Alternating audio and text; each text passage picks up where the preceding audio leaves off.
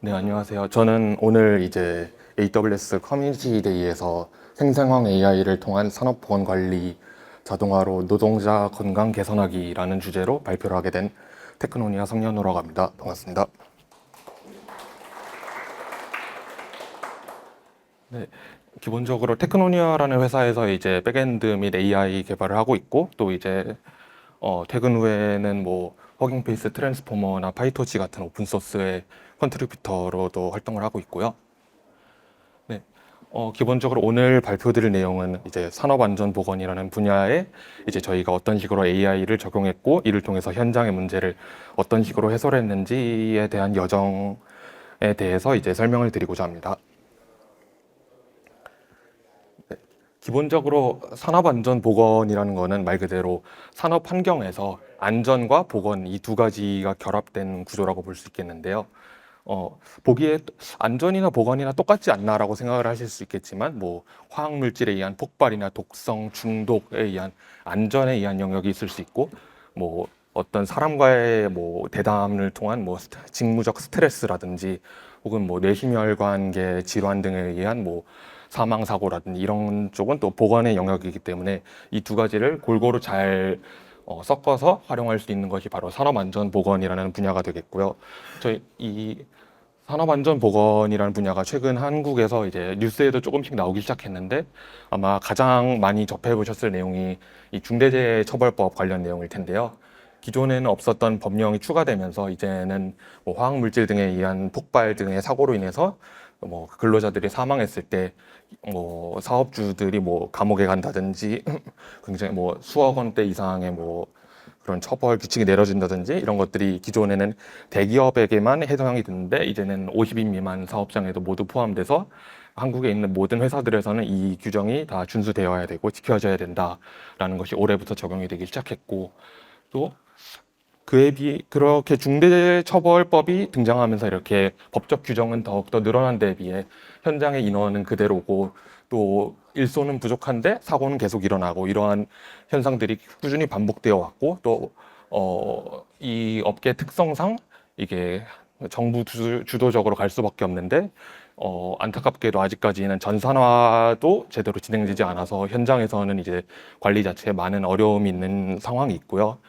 그런 현실을 이제 해결하기 위해서 저희는 나름대로 이제 산업안전보건적으로 뭐 전산화뿐만 아니라 AI 도입을 통해서 어떻게 하면 현장에 업무를 더 편하게 할 수 있을지를 이제 고민을 해보고자 했고요.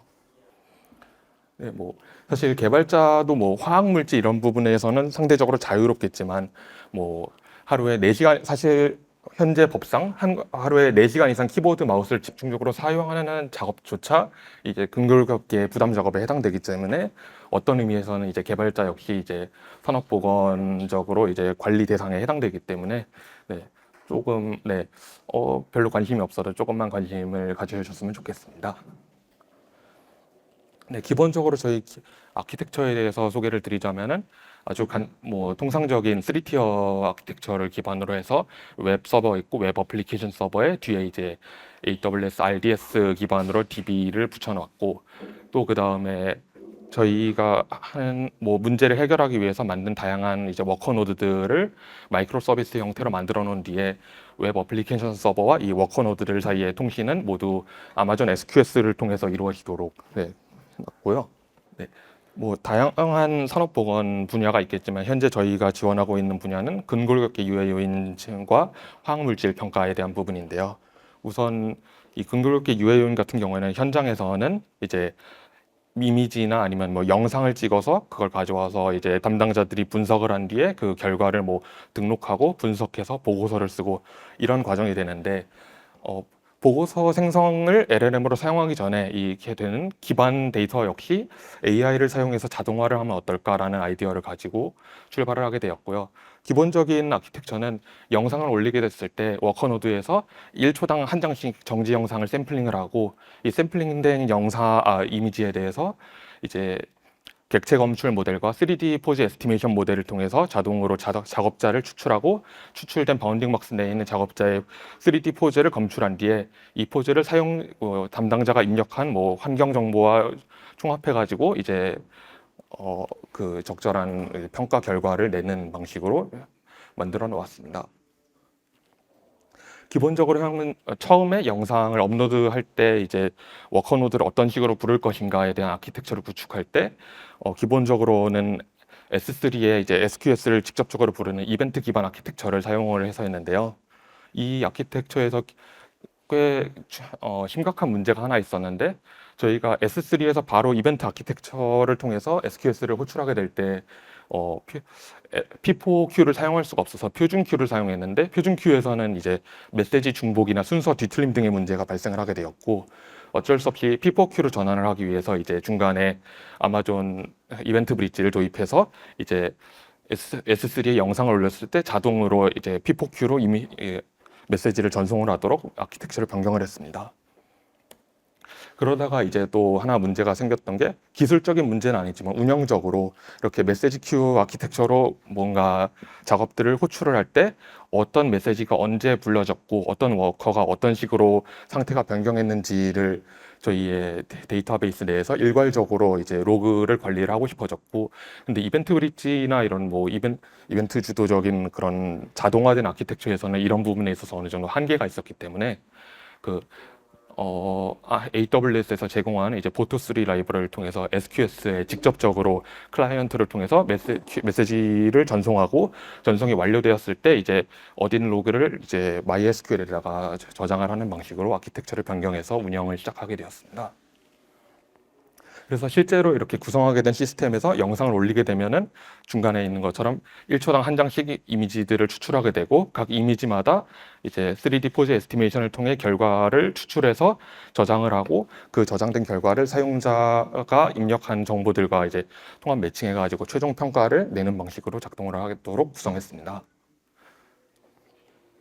근골격계뿐만 아니라 이제 화학물질 위험성 평가에서도 이제 기반 데이터를 구축을 해야 되는데 여기서는 이제 영상이 아니라 기본적으로 MSDS라고 불리는 PDF 파일을 사용을 하게 되는데요. 이 PDF 파일 내에는 기본적으로 16페이지 이상으로 구축되어 있고 굉장히 많은 섹션들이 있으며 각 섹션마다 이제 서로 다른 내용들을 다루고 있는데 이 비정형된 데이터로부터 이제 텍스트 데이터를 추출해서 원하는 데이터를 이렇게 표 형식으로 추출하는 것이 이제 필요한 요건 중에 하나였고 이를 구축하기 위한 여러 가지 방법들을 테스트하게 되었는데요.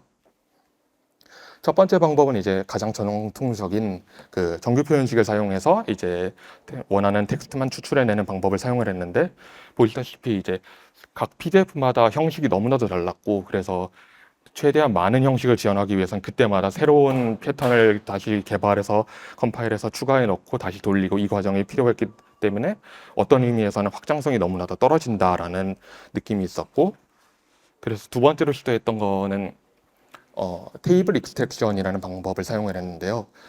테이블 익스트랙션이라는 거는 PDF 등의 문서에서 표 자체를 이제 추출해서 그거를 이제 판다스 데이터 프레임 등의 형태나 아니면 CSV 등으로 저장을 하는 기술을 말하는데요. 파이썬에서는 다양한 테이블 익스트랙션 라이브러리들이 있는데 그 중에서 이제 PDF 플럼버가 가장 높은 정확도를 보여서 해당 라이브러리를 사용해서 파이프라인을 구축했습니다. 그러나 이 방식에서도 여전히 지원이 안 되는 케이스들도 있었고 표가 뭐 여러 페이지에 뭐 나눠져 있다든가 이런 경우에는 또 제대로 추출이 안 되는 경우도 있었기 때문에 여전히 한계가 있었고요. 그 한계를 극복하기 위해서 한번 LLM을 활용해 보자라는 아이디어가 나오게 됐는데요. 기본적으로 동작 방식은 PDF에서 텍스트를 크롤링한 다음에 그 크롤링한 데이터를 레그 파이프라인을 구축하는 것처럼 프롬프트에 넣고 베드럭을 통해서 모델을 호출한 다음에 호출된 결과를 후처리를 통해 가지고 제이슨 등의 포맷으로 바꾸는 형태인데요. 기본적으로 사용한 프롬프트는 이와 같은데요. 맨 위에 이제 기본적으로 이 에이전트가 해야 되는 작업에 대한 내용, 그 다음에 데이터를 넣을 이제 콘텐트라는 태그를 통해서 데이터를 넣게 되고 그 아래에 이제 작업이 어떤 순서로 진행되어야 되는지 에이전트의 규칙을 정의하도록 만들어 놓았습니다. LLM 기반으로 PDF 분석을 할 때 저희 나름대로 겪었던 문제상이 여러 가지가 있었는데요. 그 중에서 대표적으로 하나는 표준 예전에 사용하던 뭐 그런 정규 표현식 등의 방법에 비해서 레이턴시가 굉장히 컸다라는 점이 하나가 있었고요. 두 번째는 아마 LLM을 사용해 보셨으면 많이 보셨을 파라미터일 텐데 템퍼레처 값의 설정에 따라서 생성되는 결과의 차이가 상당히 컸다는 점이 있습니다. 템퍼레처 값에 대해서 잘 모르시는 분들을 위해서 간단하게 설명을 드리자면 LLM은 기본적으로 어떠한 새로운 토큰을 생성하게 될 때 지원하는 모든 단어들에 대해서 확률 값을 나타낸 뒤에 그 확률 값들을 비교해서 그 다음 단어로 가장 알맞은 거를 이제 샘플링하는 방식으로 진행을 하게 되는데요. 이때 이 템퍼레처라는 값이 0이 아닌 값으로 되게 되면은 반쯤 랜덤한 느낌으로 이제 다음 토큰을 고르게 되고, 그래서 템퍼레처 값이 0이 아니라면은 이제 매번 호출할 때마다 서로 다른 응답이 나오는 형태가 되는데요. 이러한 형태는 대화형 어플리케이션에서는 매우 적절한 방법이겠지만 저희와 같이 문서에서 정확하게 데이터를 뽑아내야 되는 경우에는 그런 방법이 필요가 없었기 때문에 템퍼레처 값을 0으로 설정을 하게 되었습니다. 그래서 이렇게 실험을 하게 되었는데요.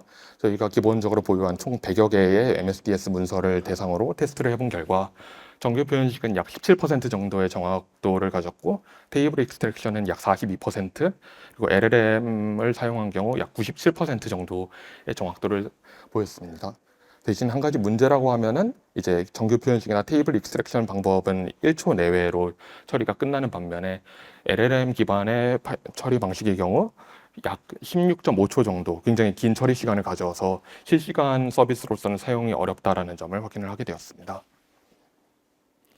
이렇게 근골격계 화학물질 각각에 대해서 기반 데이터를 쌓은 뒤 이를 기반으로 이제 보고서 생성을 하도록 이제 작업을 하게 되었는데요. 기본적으로 산업안전보건 보고서는 두 가지 파트로 나눌 수가 있는데, 첫 번째는 이 조사를 왜 진행해야 되는지에 대한 목적, 뭐 시행 규칙이나 법령, 어떤 방식으로 조사했는지에 대한 그런 간단한 설명 등 항상 어떤 보고서를 생성하든지 동일한 내용이 들어가는 부분이 있고, 이제 조사를 통해서 생성된 데이터에 의해서 동적으로 생성이 되는 부분, 이렇게 두 가지로 나뉘게 됩니다.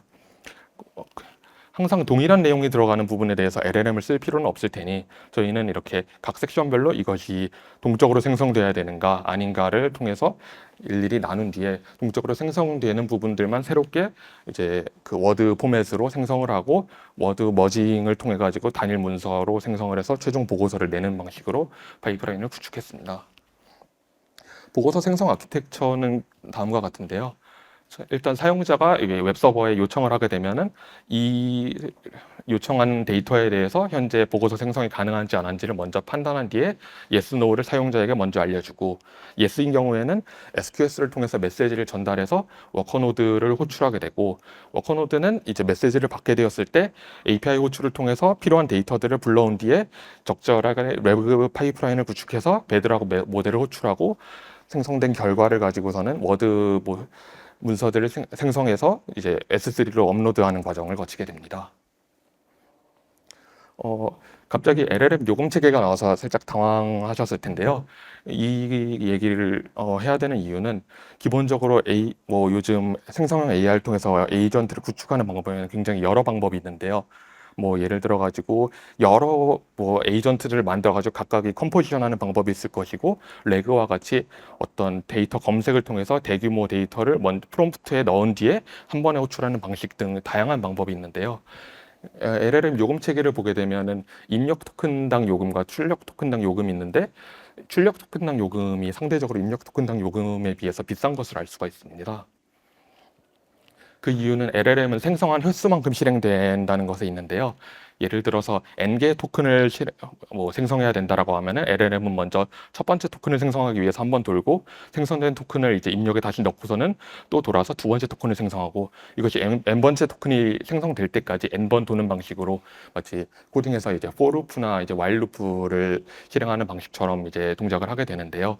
더 많이 돌게 되면 그만큼 당연히 GPU를 더 많이 쓰게 되고, 그렇기 때문에 더 많은 요금이 나오게 되는 형태인데, 기본적으로 에이전트들을 여러 개 만들어서 서로 이렇게 컴포지션 하도록 만드는 방식의 경우 그만큼 생성되는 텍스트 자체가 많아지게 되기 때문에 저희의 입장에서는 굳이 그렇게 할 필요가 없다라고 느끼게 되었고, 이를 통해서 이제 레그 방식으로 이제 에이전트를 구축하자라는 의견이 나와서 그렇게 진행을 하게 되었습니다. 네. 어쨌든 LLM 요금초의 체계 쪽에서 아까 보셨겠지만 또 큰 모델일수록 더 비싸고 당연하지만 작은 모델일수록 더 쌉니다. 그래서 저희가 생성을 하는 데 있어서 각 섹션마다 어느 정도 크기의 모델이면은 최소 조건을 만족하는지에 대해서 파악을 할 필요가 있었고, 그래서 이제 24년 4월경에 이제 먼저 테스트를 해봤을 때, 클로드 3 하이큐 같은 경우에는 조금 생성되는 그 퀄리티가 낮은 경향이 있었는데요. 예를 들어서 레그를 위해 표한 데이터에 적용 뭐 있지 않은 뭐 데이터에 대한 얘기를 생성한다든가 그런 환각과 관련된 이슈들이 조금씩 있었던 반면에 클로드 3와 오퍼스에서는 그런 문제는 전혀 나타나지 않았고, 클로드 3 소넷에서는 이제 또 문제가 있었던 게 어쩌다 한 번씩 또 뭐뭐입니다나 뭐뭐다체를 혼용해서 써서 이제 보고서 자체의 어떤 퀄리티를 낮추는 그런 이슈가 있었습니다. 그래서 그러면은 그 안정적인 클로드 3 오퍼스를 항상 쓰는 것이 맞는가라고 생각을 하고 있던 그때 이제 올해 6월 22일에 클로드 3 3.5 소넷이 발표가 되었는데요. 해당 모델은 이제 당시 소타였던 GPT-4를 넘는 벤치마크 성능을 보여주면서 그와 동시에 이제 클로드 3 소넷과 동일한 요금 체계를 갖는 굉장히 유연하고 굉장히 높은 성능을 보여주는 모델이 나오게 되었는데요.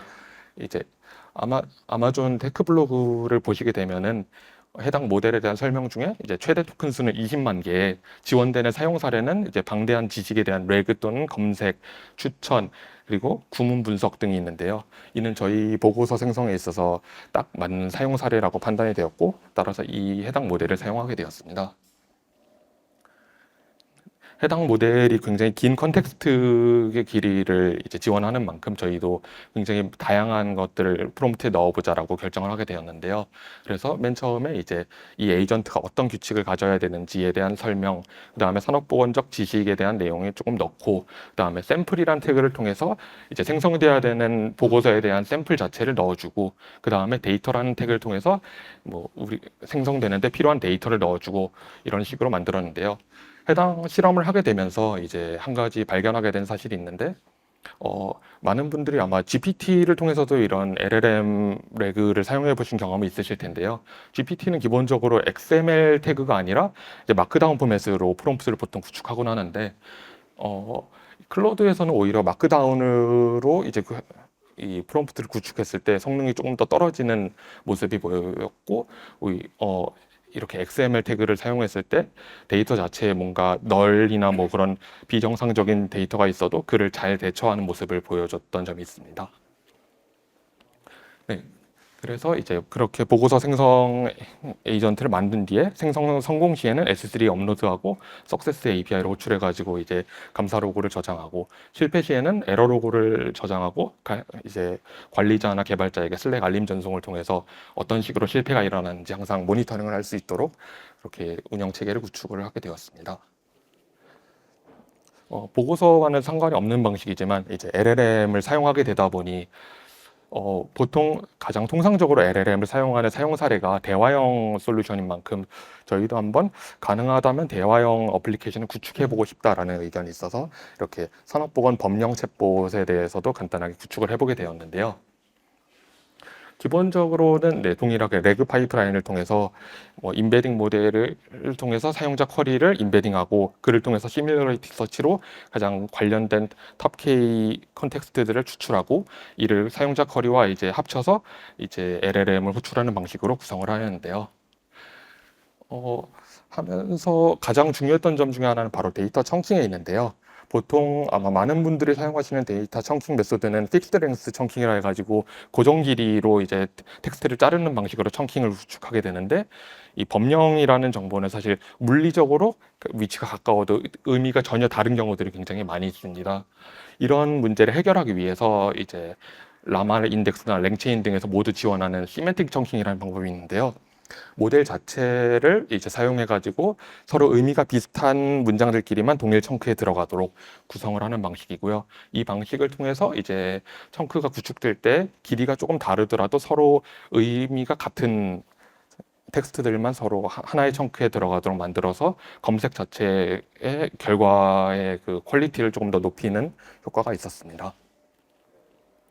다음으로 DB에 대해서인데요. 저희는 이제 DB를 포스트그레스QL을 사용을 했는데요. 그 이유는 첫 번째는 이제 작년 올해 해가지고 이제 PG 벡터라는 이제 포스트그레스 익스텐션이 나오고, 해당 익스텐션에서는 이제 HNSW 기반의 인덱스를 구축해서 효과적인 그 텍스트 검색을 할 수 있게 지원을 해준다는 점이 있고, 대신에 문제점이 하나 있었는데요. 포스트그레스QL 같은 경우에는 이제 기본적으로 어떤 특정 콜럼의 크기가 2KB 가 넘는 경우에는 이제 튜플 자체를 압축해보고, 이 압축된 크기 자체도 이제 8KB 가 넘는 경우에는 토스트라는 별도 테이블 공간에 저장하는 이슈가 있는데요.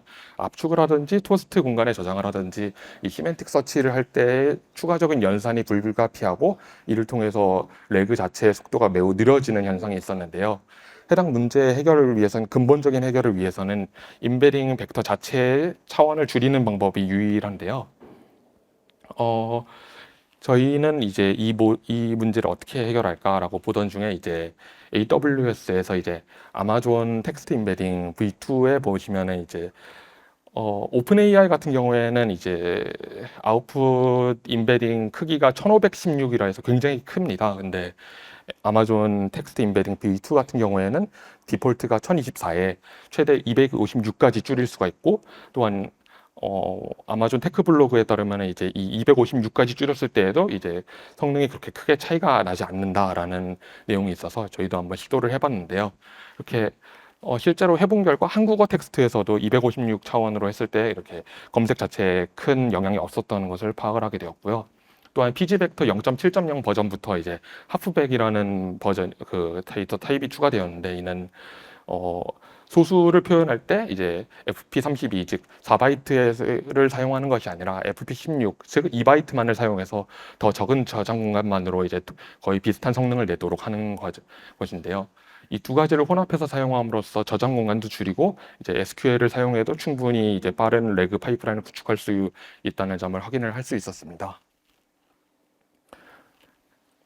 네, 일단 네, 오늘 발표는 여기까지입니다. 들어주셔서 감사합니다.